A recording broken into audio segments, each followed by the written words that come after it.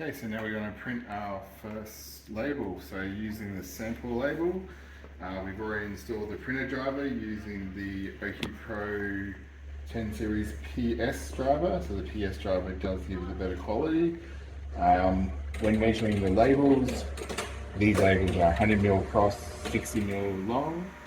So normally for small labels, you'll measure over 10 or so labels and divide it by 10. Try and get the size of your labels to get a more accurate read.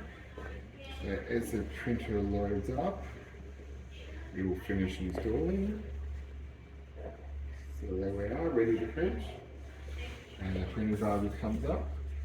So in printing scanners, we're going to preferences, into our setup, and we're going to set up our first label. So user defined paper. So all these existing ones in here are for continuous paper only. We've got a die cut roll, so we'll go new, and in here we'll put our test roll for our name. Okay, so we've got a test roll. Weight says 100 by 148, which is not the correct size, so we have to go across here. So media form, we're going to set up to be a die cut gap label. It is a plain label. Media weight we'll leave on medium light, so that's much heat and the thickness of the stock. And we've got our sensor position, so we've got to put these in first. So we'll set the length. The length we know is 60. The width we're going to put at 99 because there is a 2mm border around there. And the outside from edge to edge is going to be 103, which includes the backing on these labels as well.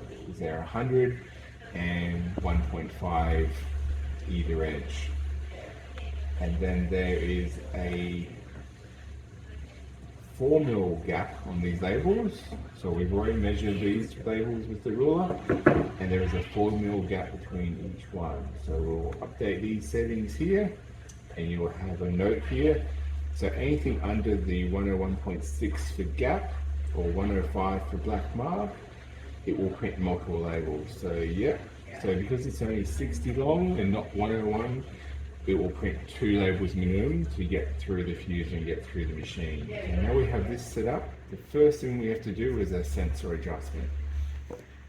So we go sensor adjustment, go next. So you have 10 places here, so we're going to register in the first one, which will be our test roll. So yeah,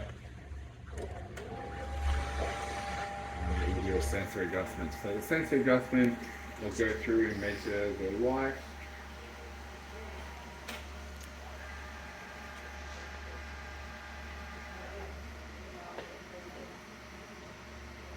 And we'll measure the readings of the label gives as it goes through the machine. So normally you'll get a couple labels out like this as it's gone through and it's been successful. If it's not successful, you'll get an error. So that one's fine, we'll go completed. Okay, so this is all good and all happy with. We'll go close. Now next step to do, the first time you're setting up a label like this, you should do a paper interval detection for a brand new label. Paper interval detection does a more detailed scan of the stock.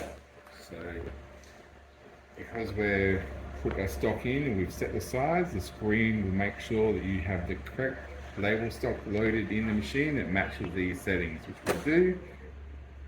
You'll even see down here we've got the sensor setting 1 test that we just did. So I'll press OK, and that will come out.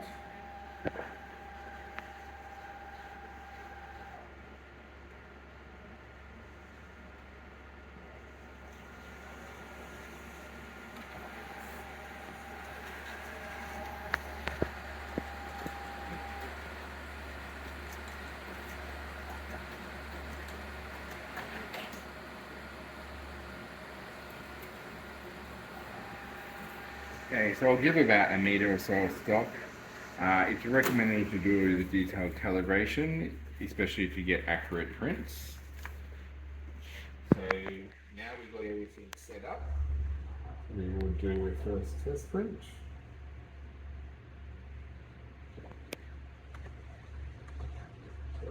just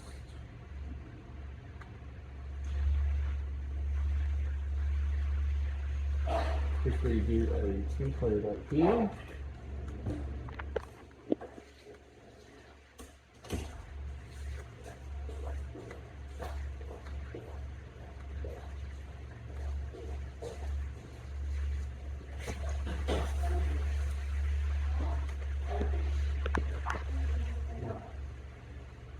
Okay, so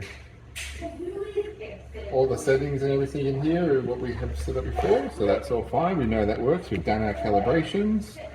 We'll tick collate here, and we only want to print at the end of the job. So we go OK, and we'll just print one to start off with.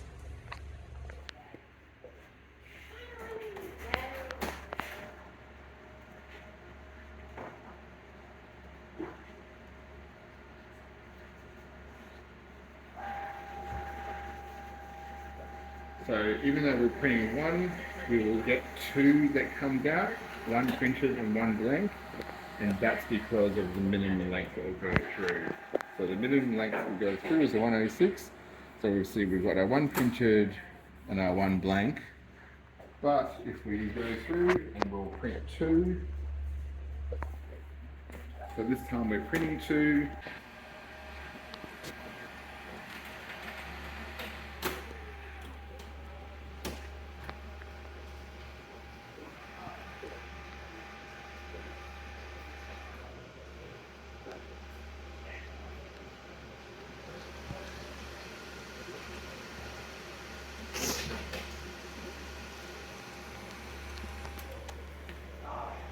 So we've got our